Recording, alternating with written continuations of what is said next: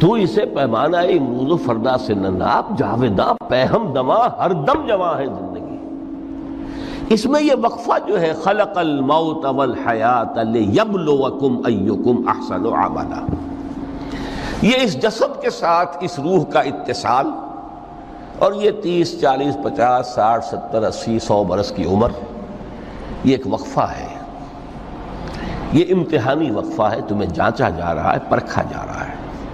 ایکم احسن عملا، اس کو بھی اقبال نے اسی نظم میں خوب بیان کیا ہے کہ قلزم ہستی سے تو ابھرا ہے مانند حباب، اس نیا خانے میں تیرا امتحان ہے زندگی۔ اب اگر تو دو چیزیں انسان پر واضح رہیں، اور نہ صرف واضح رہیں، مستحضر رہیں۔ واضح تو ہو جاتی ہے ایک چیز، پھر آدمی بھول جاتا ہے تو کوئی فائدہ نہیں دیتا اس کے۔ مستحضر ایک یہ کہ اصل زندگی آخرت کی زندگی ہے، طویل ہے۔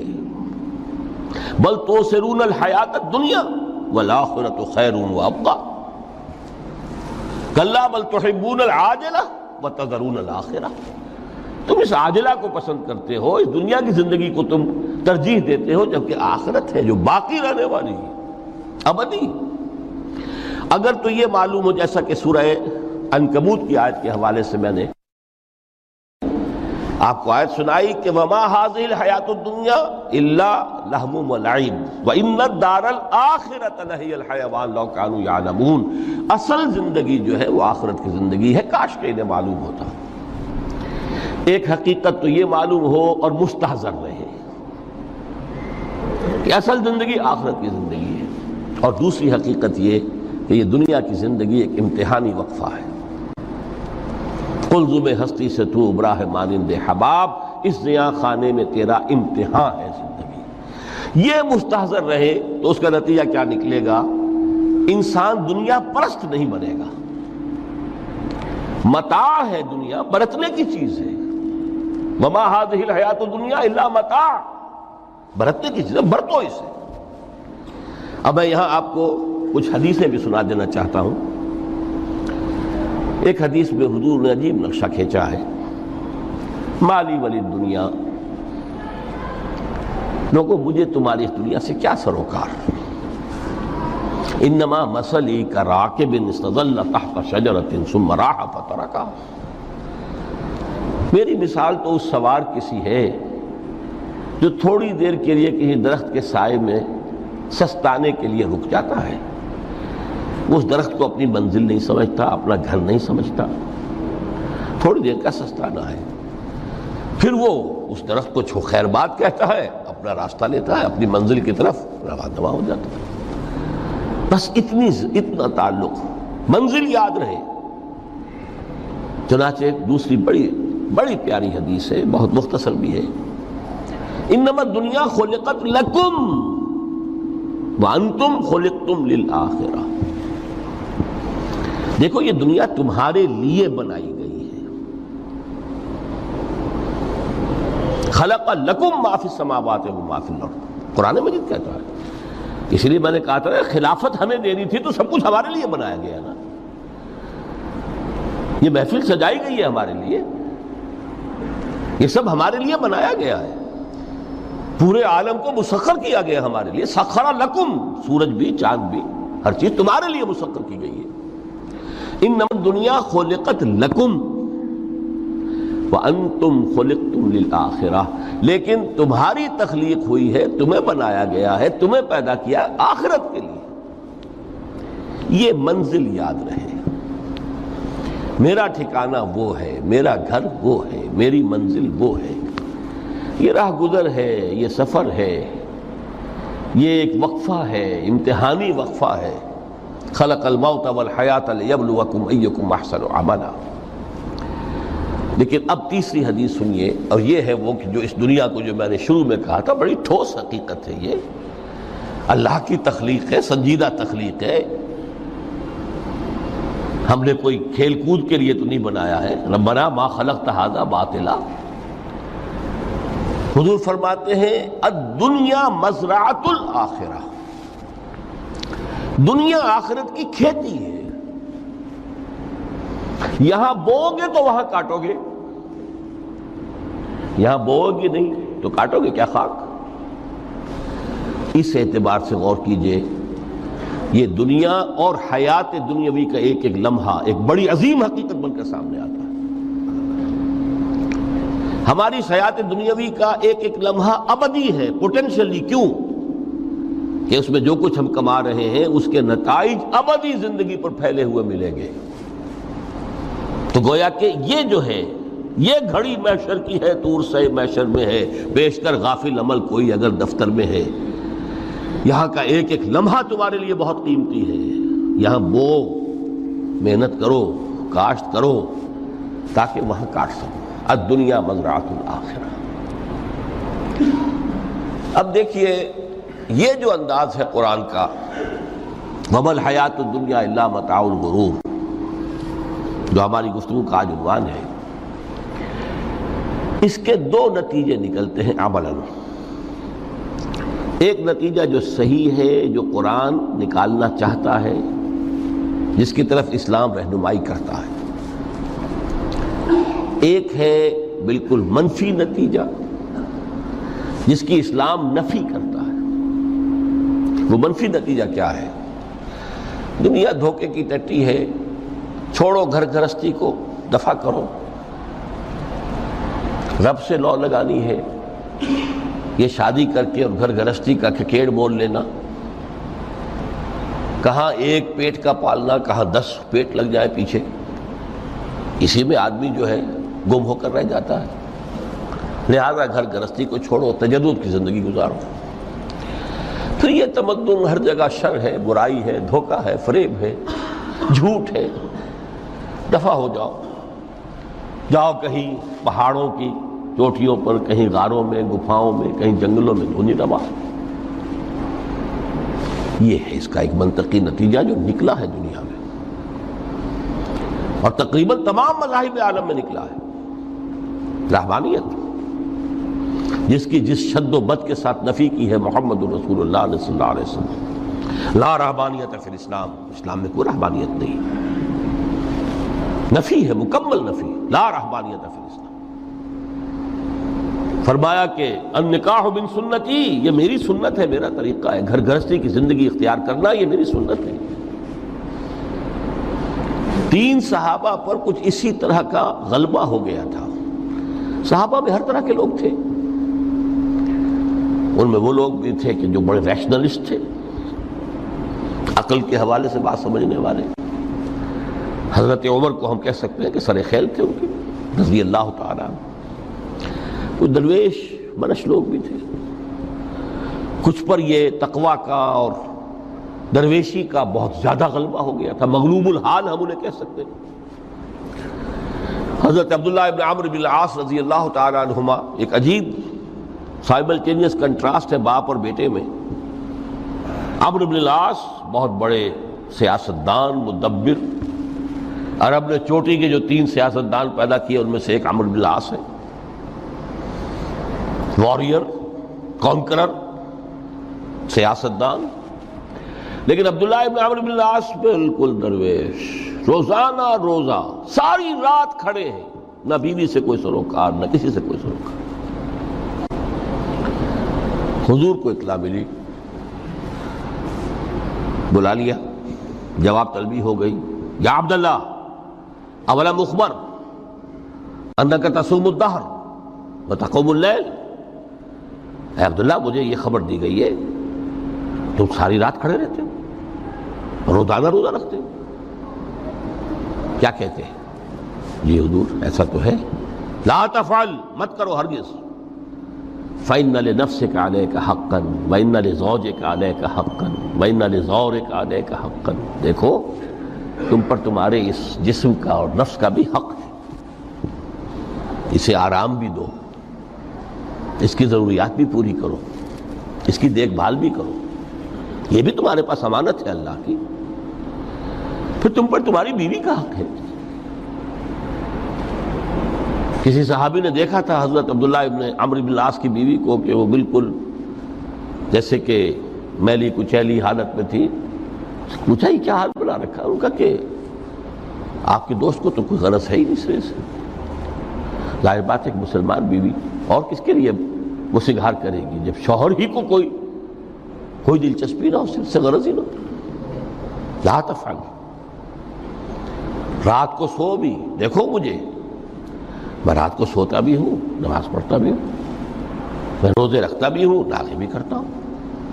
دیکھو زیادہ سے زیادہ ہفتے میں دو دن روزے رکھ لیا کرو کہ حضور مجھے اور تھوڑی سی اجازت. اچھا ایک دن ناغا، ایک دن روزہ، صوم داؤد، اس سے آگے کی اجازت نہیں.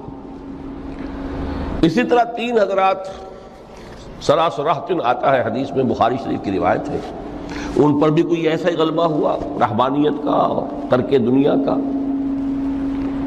انہوں نے آ کے ازواج مطہرات سے معلوم کیا آپ کتنی رات نماز پڑھتے ہیں، کتنا دو سوتے ہیں، مہینے میں کتنے آپ روزے رکھتے ہیں نفلی. انہوں نے کوئی وہاں تو کھلی کتاب تھی سیرت محمد صلی اللہ علیہ وسلم، جو کچھ تھی حقیقت بیان کر. اب دیکھیے ایک عجیب ذہنیت، انہوں نے دیکھا کہ یہ تو کم ہے، ان کے اندازے کے اعتبار سے تو بہت کم ہے، لیکن یہ کہ اپنے آپ کو ذرا تسلی، حضور کی تو کوئی ضرورت نہیں ہے، آپ تو معصوم ہیں، آپ کے سے گناہ نہیں ہوا، کوئی خطا نہیں ہوئی، آپ کے لیے تو یہ اتنی عبادت ہمارے لیے تو کافی نہیں ہے، ہم تو گناہ گار ہیں. ایک نے عہد کیا کہ میں کبھی نہیں سوؤں گا، رات بھر کھڑا رہوں گا. دوسرے نے کہا کبھی ناغا نہیں کروں گا، ہر روز روزہ رکھوں گا. تیسرے نے کہا میں شادی بیاہ کے کھکیڑ میں پڑوں گا نہیں. حضور کو اطلاع مل گئی، طلب فرمایا، ڈانٹا آپ نے، آپ لوگوں نے یہ کہا ہے؟ جی ہاں ہم نے کہا تو ہے. واللہ خدا کی قسم میں تم میں سب سے بڑھ کر متقی ہوں، لیکن میں رات کو سوتا بھی ہوں اور نماز بھی پڑھتا ہوں، روزے رکھتا بھی ہوں، ناغے بھی کرتا ہوں. میری گھر گرستی کی زندگی ہے، میری بیویاں ہیں. من رغب عن سنتی فلیس منی، یہ ٹکڑا جو جوڑ دیا جاتا ہے نکاح کے خطبے میں اس حدیث کے ٹکڑے کے ساتھ، یہ 2 علیحدہ حدیث ہے بالکل، النکاح من سنتی، اور یہ ٹکڑا اس طویل حدیث کا ہے، من رغب عن سنتی فلیس منی، جو میری سنت کو پسند نہیں کرتا پھر اس کا مجھ سے کوئی تعلق نہیں. یہ تو میں نے احادیث کے حوالے سے آپ کو وہ جو منفی طرز عمل، گریز، دنیا سے تعلق منقطع کرنا، پسپائی، گریز، فرار، اور اس کا نتیجہ کیا نکلتا ہے کہ دنیا پھر شریروں کے لیے رہ گئی، کھیلیں کودیں عیش کریں. جو سلیم الفطرت نیک لوگ تھے وہ تو گئے، لہذا ان کو اب کوئی روک ٹوک کرنے والا ہی نہیں، کوئی پوچھنے تاشنے والا نہیں. ظالم جو چاہے ظلم کریں اور جس طرح چاہیں شریر جو ہے شرارتیں کریں. قرآن مجید میں سورہ حدید اس اعتبار سے نہایت عظیم صورت ہے، نہایت عظیم صورت ہے کہ وہاں یہ آیت بھی بہت ہی شاندار انداز میں آئی ہے، متاع الغرور والی، خاصی طویل آیت بن کر آئی ہے. اور جیسا کہ میں نے عرض کیا 4 جگہ تو حیات دنیاوی کو کہا گیا ہے صرف لہو و لعب یا لعب و لہو، لیکن یہاں جو ہے آیت نمبر 20، اعلموا انما الحیات الدنیا لعب و لہو و زینت و تفاخر بینکم و تکاثر فی الاموال والاولاد. 5 الفاظ کے حوالے سے اس حیات دنیاوی کے کچھ حقائق بیان کیے گئے. عام طور پر سرسری طور پر لوگ گزر گئے ہیں. محاورتاً جب بھی آتا ہے معاملہ لہو لعب، لعب و لہو، وہ تو 4 جگہ ہے، یہاں 3 الفاظ مزید آئے ہیں. اور ترکیب کیا؟ پہلے لعب ہے پھر لہو ہے. سورہ عنکبوت میں لہو و لعب یہ در حقیقت ایک طرح سے محاورے کی شکل اختیار کر گیا، تماشا اور کھیل، لیکن نہیں، یہاں ترتیب کچھ اور ہے. اس پر اگر آپ غور کریں گے تو یہ ایک عجیب سا نقشہ سامنے آتا ہے. حیات دنیاوی کے 5 ادوار، جن میں سے ہر دور میں ایک شے انتہائی اہم ہوتی ہے، توجہ کا مرکز بنی ہوتی ہے. ابتدائی دور ہے، بالکل بچہ بھی ہے، کھیل، بس لعب، اس کے سوا اسے کوئی زندگی سے سروکار ہی نہیں. زندگی کے تلخ حقائق ابھی اسے معلوم نہیں. بھوک لگی تو رو پڑے، ماں نے دودھ پلانا ہے، کھلانا ہے، ان سے تو کچھ نہیں کرنا اس نے. وہ لعب، کھیل. لیکن تھوڑا سا آگے چلتے ہیں، ٹین ایجر سٹیج میں جب داخل ہوتا ہے آدمی تو اب وہ نرا کھیل، معصومانہ کھیل نہیں رہتا، اس میں تلذذ، سینشول گریٹیفیکیشن کا عنصر شامل ہو جاتا ہے۔ اب اس کو کہا لہو، اعلموا انما الحیات الدنیا لعب و لہو۔ ذرا آگے بڑھیے تو انسان پر سب سے زیادہ دھن سوار ہو جاتی ہے، بناؤ سنگھار، میرا لباس فیشن کے مطابق ہو، کہیں ایسا نہ ہو مذاق اڑے۔ اپنے لباس کے بارے میں بہت کانشیس ہوگا، اپنے ہیئر کٹ کے بارے میں بہت کانشیس ہوگا، ہر چیز کے بارے میں بہت کانشیس۔ زینت، بناؤ سنگھار، آرائش، زیبائش۔ اس سے ذرا آگے گئے، تکاثر فی الاموال والاولاد، تفاخر بینکم۔ یہ سمجھیے کہ تقریباً 30 برس کی عمر جب انسان کی ہوتی ہے، اب فخر، تفاخر، یا دولت پر فخر ہوگا، یا نسب پر فخر ہوگا، یا اپنی کسی سیاسی حیثیت پر فخر ہوگا، اپنی چودراہٹ پر فخر ہوگا۔ تفاخر بینکم، جسم میں جان میں چونکہ توانائی ہوتی ہے، قوت ہوتی ہے، لیکن اس کے بعد جب عمر ڈھلی بڑا ریئلسٹک ہو جاتا ہے انسان۔ پھر یہ جو چوتھی سٹیج تھی، اس میں تو یہ کہ مونچھ نیچی نہ ہو، چاہے سب کچھ میں اپنا خرچ کر دوں، داؤ پہ لگا دوں، لیکن مونچھ نیچی نہیں ہوگی۔ آخری سٹیج وہ ہوتی ہے کہ پھر ہوکا لگ جاتا ہے آدمی کو، تکاثر فی الاموال والاولاد، مال اور اولاد کی کثرت کثرت کثرت۔ اب یہ ہوتا ہے کہ مونچھ نیچی کیا، مونڈ بھی دی جائے تو کوئی حرج نہیں، مال آنا چاہیے، ویری ریئلسٹک۔ اور اسی حال میں انسان ہوتا ہے، آخری پارے کی صورت نے پھر اس میں ایڈ کر کے اس کے اوپر مہر لگا دی، الہاکم التکاثر حتی زرتم المقابر۔ یہ تکاثر جو ہے پیچھا نہیں چھوڑتا۔ اتنی دولت بھی ہے کہ آپ کی 10 نسلیں کھا سکے اطمینان سے بیٹھ کر، تب بھی صبر نہیں ہوتا۔ بڑے میاں کی ٹانگیں جو ہیں وہ قبر میں لٹکی ہوئی ہیں، لیکن تکاثر جو ہے، تکاثر مال، وہ پیچھا نہیں چھوڑتا۔ حتی زرتم المقابر، یہاں تک کہ قبروں تک جا پہنچے، قبر میں اتار دیا جائے، جب تک ٹانگیں صرف لٹکی ہوئی ہیں اس وقت تک نہیں۔ اس کے بعد تشبیہ دی ہے کہ یہ حیات دنیاوی کا جو ایک سائیکل ہے، اعلموا انما الحیات الدنیا لعب و لہو و زینت و تفاخر بینکم و تکاثر فی الاموال والاولاد۔ اب اس کو کمپیئر کیا ہے پلانٹ کنگڈم میں جو سائیکل چل رہا ہے۔ یہ ہمارا سائیکل ہے 60-70 برس کا، بچہ پیدا ہوا، خوشیاں منائی گئیں، پھر وہ لڑکپن سے، پھر ٹین ایجر سٹیج سے، پھر جوانی ہے، پھر ادھیڑ عمر ہے، اور پھر بڑھاپا ہے، اور پھر قبر میں اتارا جانا ہے۔ لیکن یہ کہ پلانٹ کنگڈم میں سائیکل چلتی ہے، کمثل غیث اعجب الکفار نباتہ ثم یہیج فتراہ مصفرا ثم یکون حطاما۔ یہ 4 سٹیج ہیں۔ جیسے بارش برستی ہے تو سبزہ نمودار ہوتا ہے، اور کاشتکار کو بڑا اچھا لگتا ہے، اس نے بیج بویا تھا، اس نے محنت کی تھی، اس نے ہل چلایا تھا، اعجب الکفار نباتہ، اس کو بہت اچھا لگتا ہے، دل باغ باغ ہو جاتا ہے۔ جیسے آپ کے ہاں بیٹا ہوا، پوتا ہوا، خوشیاں مناتے ہیں آپ۔ کمثل غیث اعجب الکفار نباتہ ثم یہیج، پھر وہ فصل اپنی پوری قوت کو پہنچتی، فصل لہرا رہی ہے، فتراہ مصفرا، پھر وہ زرد ہو جاتی ہے، وہ ہریاول اب ختم ہوئی ہے، اب فصل پک گئی ہے، اب وہ زردی پر آ گئی ہے۔ ثم یکون حطاما، پھر وقت آتا ہے، اگر وہ خضرو گھاس ہے تو پھر وہ چورا چورا ہو کر پھر وہ مٹی میں مل جاتی ہے، اور اگر فصل ہے تو کھیتی کٹ گئی، اس کے بعد کیا رہ گیا وہاں، وہ چورا ہی رہ جاتا ہے باقی۔ یہ لائف کا سائیکل چل رہا ہے، 3 مہینے کا ہو، 4 مہینے کا ہو، یہ ہے پلانٹ کنگڈم کا، وہ ہے سائیکل انسانی زندگی کا۔ اب فرمائی ٹیپ کی بات جو ہے وفی الآخرۃ عذاب شدید ومغفرۃ من اللہ ورضوان۔ دیکھو دنیا کی زندگی تو ان سٹیجز سے ہو کر گزر ہی جانی ہے۔ جو پیدا ہوا ہے اس پر بڑھاپا بھی آئے گا، موت بھی آئے گی۔ کل نفس ذائقۃ الموت، جو سورہ آل عمران کی 185ویں آیت کا پہلا جملہ تھا۔ ہر انسان کو جو پیدا ہوا موت آنی ہے۔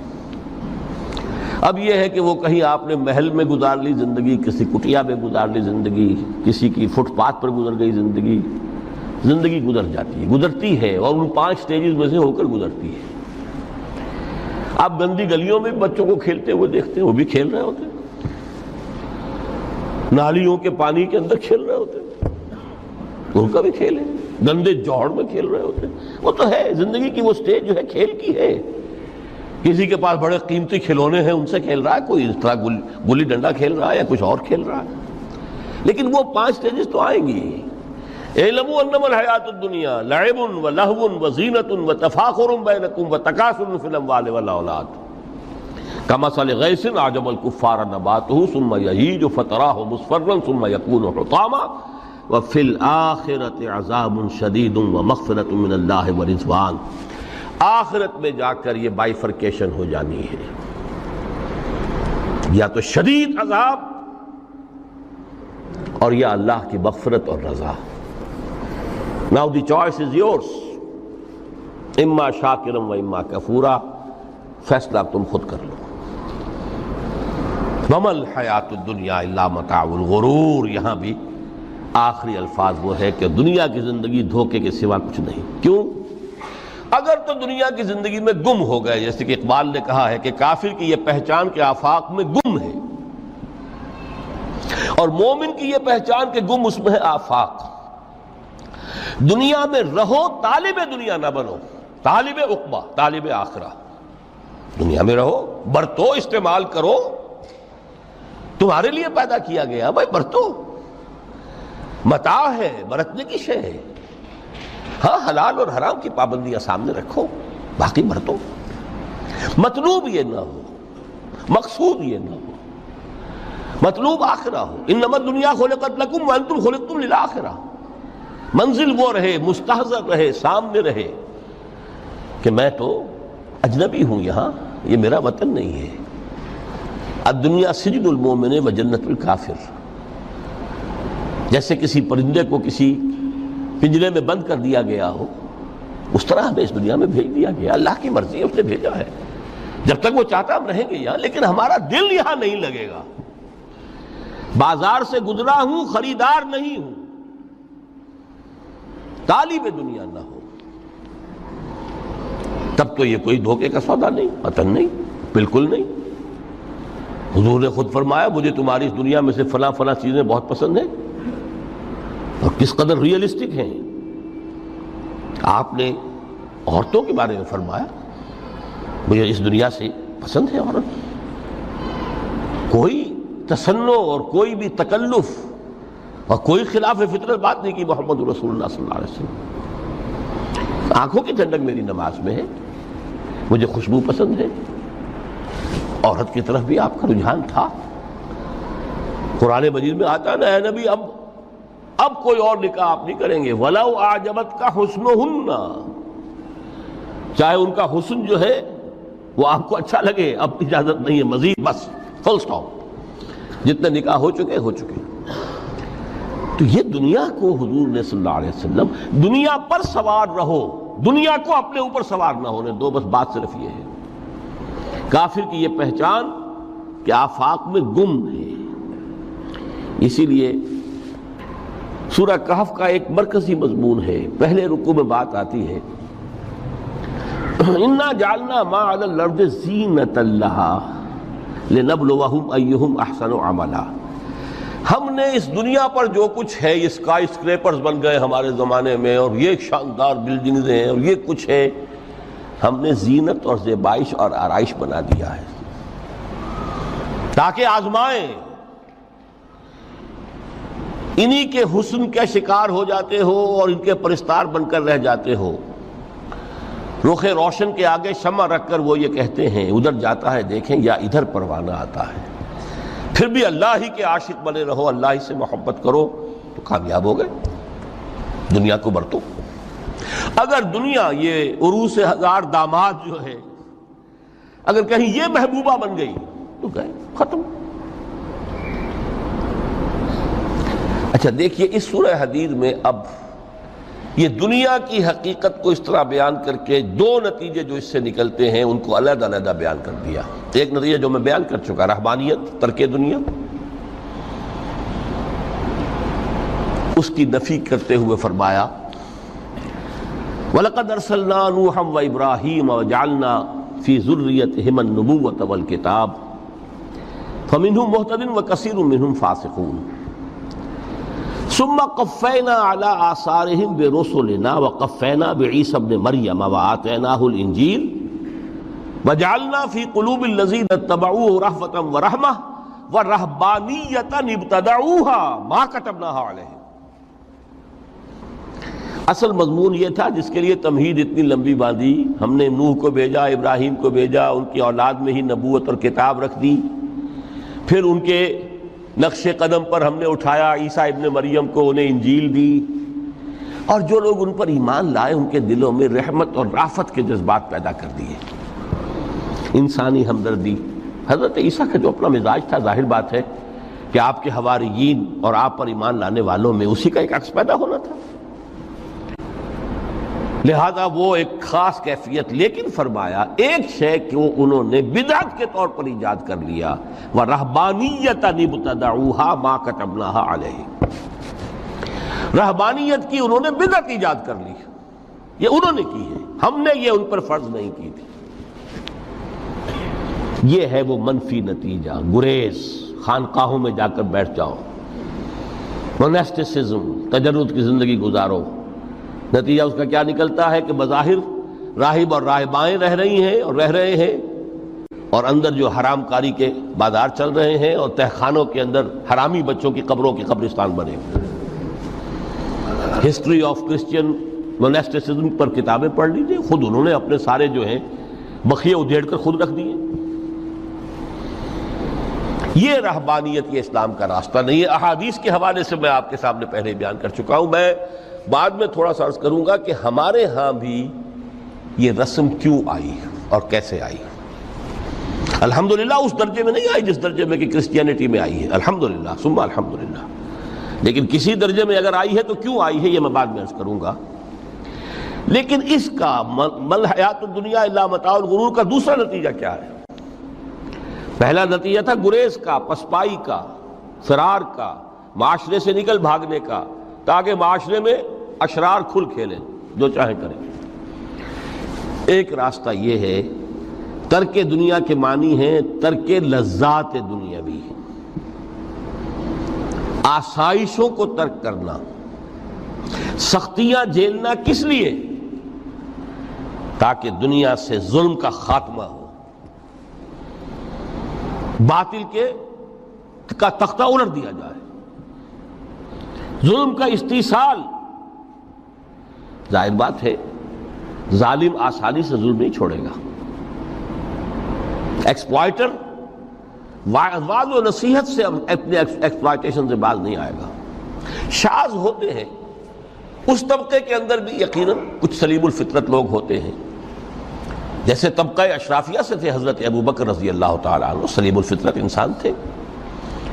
وہ کوئی غلاموں کے طبقے سے تو نہیں تھے، کوئی فقراء کے مساکین کے طبقے میں سے نہیں تھے، اونچے طبقے میں سے تھے.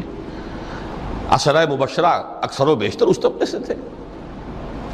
لیکن بائی اینڈ لارج وہ جو طبقہ ہوتا ہے، یا تو وہ اپنے جبر اور استبداد کا تخت جو ہے جما کر بیٹھا ہوا لوگوں کی گردنوں کے اوپر، پولیٹیکل ریپریشن ہے، یا اکنامک ایکسپلائٹیشن ہے،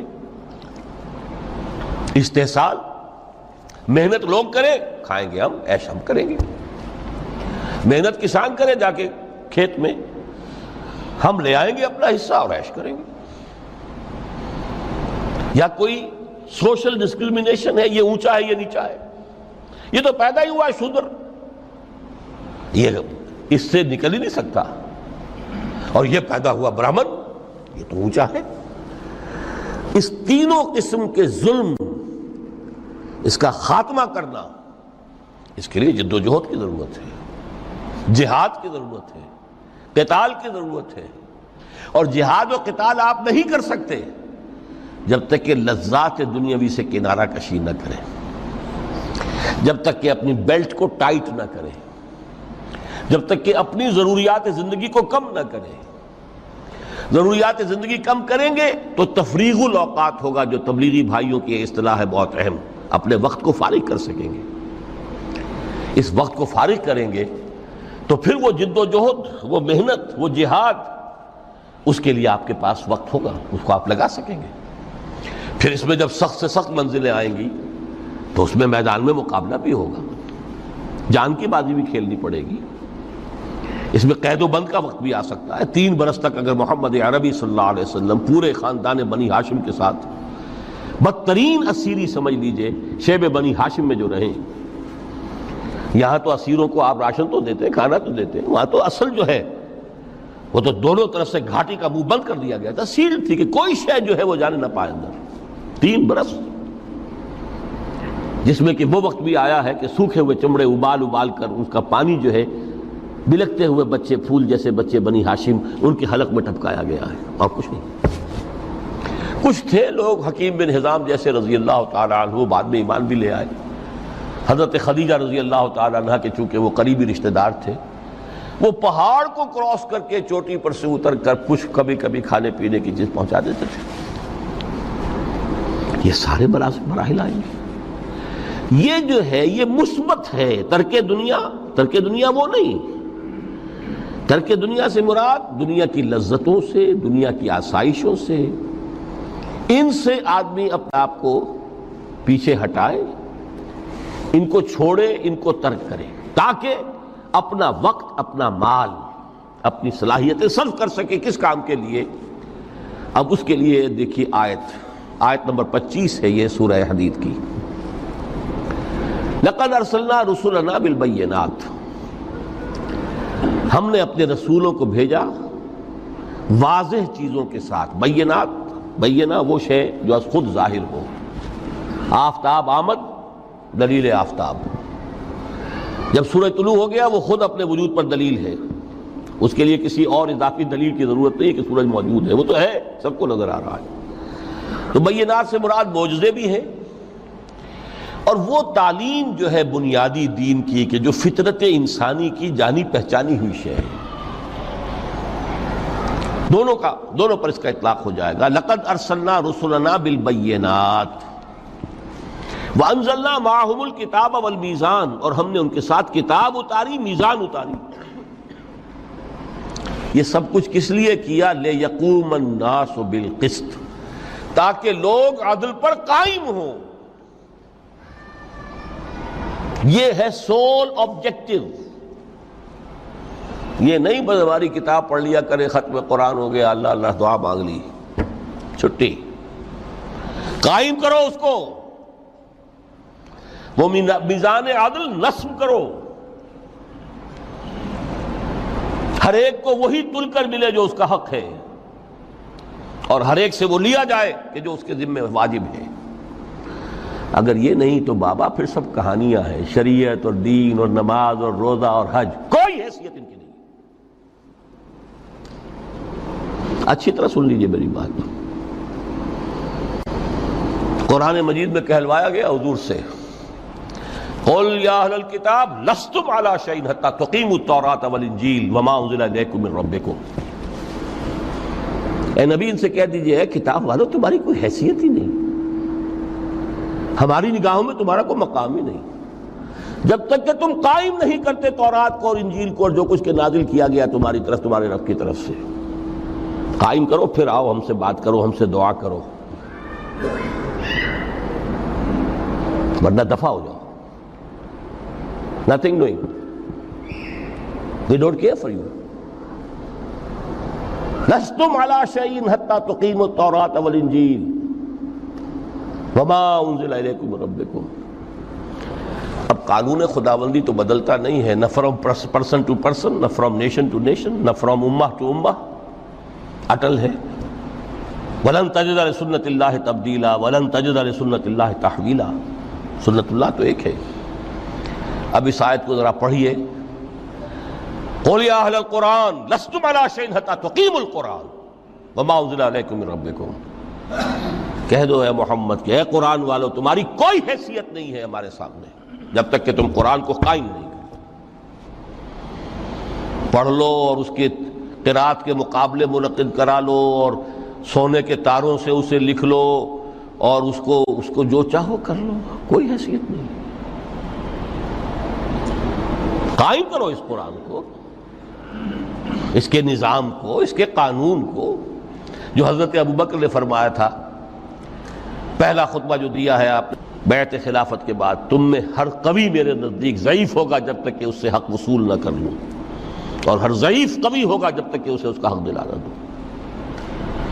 سورہ شورى میں حضور سے کہلوایا گیا قل وَأُمِرْتُ لِأَعْدِلَ بَيْنَكُمْ، مجھے یہ حکم ہوا ہے کہ میں تمہارے مابین عدل قائم کروں۔ میں واعظ بن کر نہیں آیا، میں بدھ مت کے بھکشو بنانے کے لیے نہیں آیا تمہیں۔ ہاں انقلابی عمل میں ایک مرحلہ آتا ہے، بدھ مت کے بھکشو بننا پڑتا ہے کچھ عرصے کے لیے، تیاری کا مرحلہ، وہ میں ابھی بعد میں ذرا بیان کر دوں گا، لیکن مستقل نہیں ہے یہ بدھ مت کے بھکشو۔ یہ بدماش جس طرح چاہیں کھل کھیلیں، ظالم جس طرح چاہیں لوگوں پر ظلم کرتے رہیں، تشدد اور جبر کا جس طرح سے چاہے معاملہ کریں، استحصالی نظام جس طرح ہوتا ہے چلتا رہے۔ شاہ ولی اللہ دہلوی رحمۃ اللہ علیہ کے الفاظ میں انسانوں کی عظیم اکثریت ڈھور ڈنگر بن جائے، صبح سے لے کے شام تک کمر توڑ دینے والی مشقت کے بعد بمشکل 2 وقت کی روٹی ملتی ہو، اس کا کبھی خیال اسے اللہ کا آئے گا؟ کبھی اللہ سے لو لگا سکے گا؟ دنیا نے تیری یاد سے بیگانہ کر دیا تو اس سے بھی دل فریب ہے غم روزگار کے۔ اس لیے حضور نے فرمایا کاد الفقر ان یکون کفرا، یہ فقر جو ہے یہ تو انسان کو کفر تک پہنچا دیتا ہے۔ عدل قائم کرو۔ تو دیکھیے یہ آیت انتہائی گمبھیر آیت ہے قرآن مجید کی سورہ حدید کی، جس طرح وہ آیت متاع الغرور والی جس شان کے ساتھ سورہ حدید میں آئی ہے، اعلموا انما الحیات الدنیا لعب ولہو وزینۃ وتفاخر بینکم وتکاثر فی الاموال والاولاد کمثل غیث اعجب الکفار نباتہ ثم یہیج فتراہ مصفرا ثم یکون حطاما وفی الآخرۃ عذاب شدید ومغفرۃ من اللہ ورضوان وما الحیات الدنیا الا متاع الغرور۔ لیکن اس کا نتیجہ کیا نکلنا چاہیے؟ لقد ارسلنا رسلنا بالبینات وانزلنا معهم الکتاب والمیزان لیقوم الناس بالقسط۔ Now prepare for the shock۔ میرے نزدیک، میرے علم کی حد تک شاید دنیا کی کوئی انقلابی کتاب نہ ہو جس نے اس قدر عریاں طور پر کھل کر یہ کہا ہو کہ ظالموں کی سرکوبی کرو، کچلو ان کے سر۔ وانزلنا الحدید، ہم نے لوہا بھی اتارا ہے۔ ایک وقت آتا ہے ظلم نہیں ختم ہوتا جب تک کہ لوہے کی طاقت ہاتھ میں نہ آئے۔ انزلنا الحدید، ہم نے صرف کتاب ہی نہیں اتاری ہے، لوہا بھی اتارا ہے۔ فیہ باس شدید، اس میں جنگ کی صلاحیت ہے۔ ومنافع للناس، لوگوں کے لیے کچھ اور منفعتیں بھی ہیں، کوئی توا پرات چمٹا یہ بھی بنا لو، ٹھیک ہے، لیکن اصلاً یہ اسلحہ کے لیے۔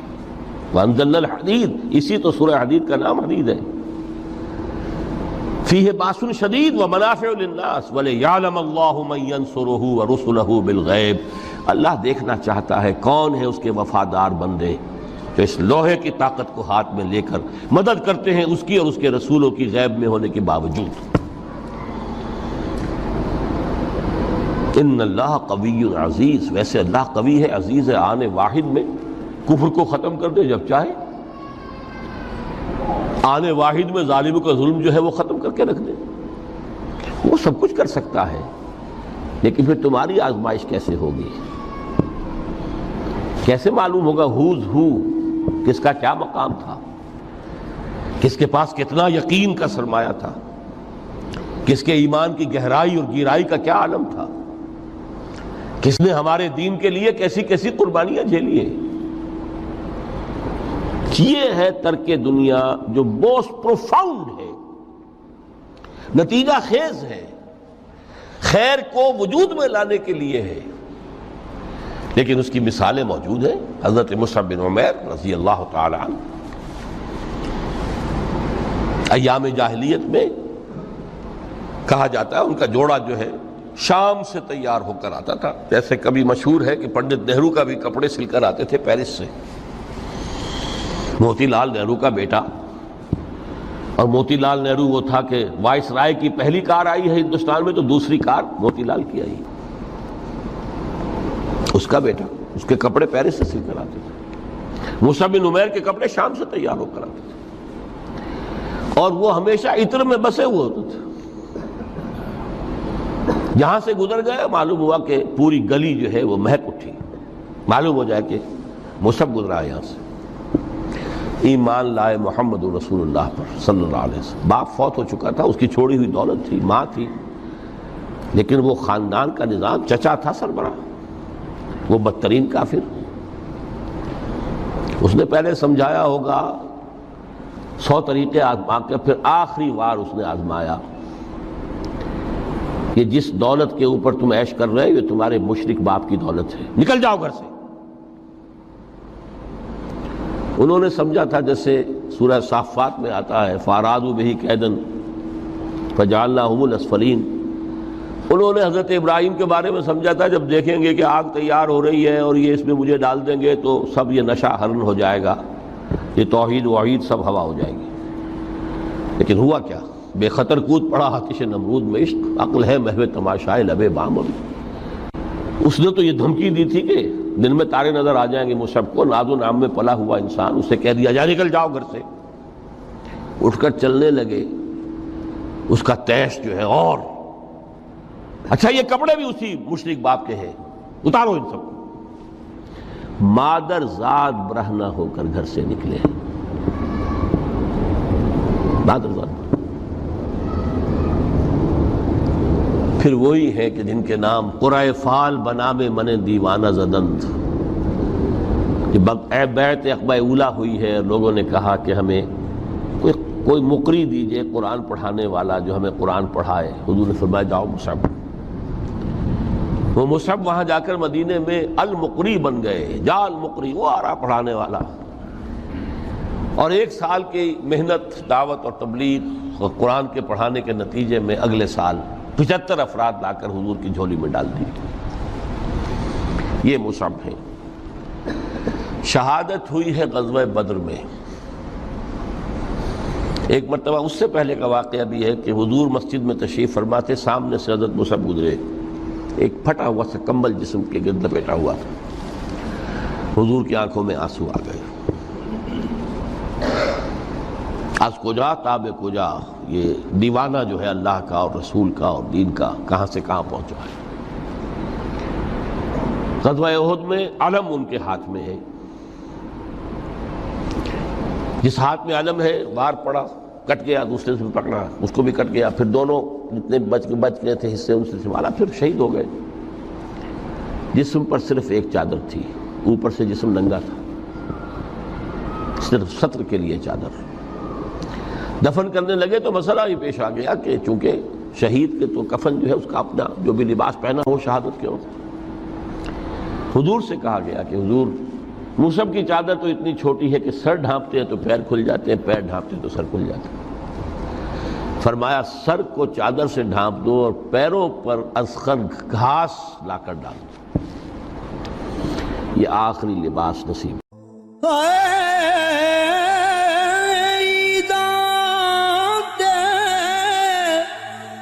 شب رات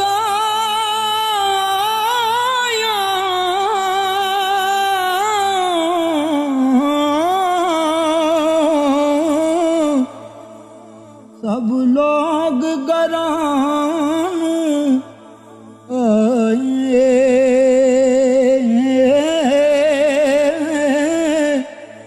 او نہیں آئے او پرت محمد جو آپ ہتھیں دفنا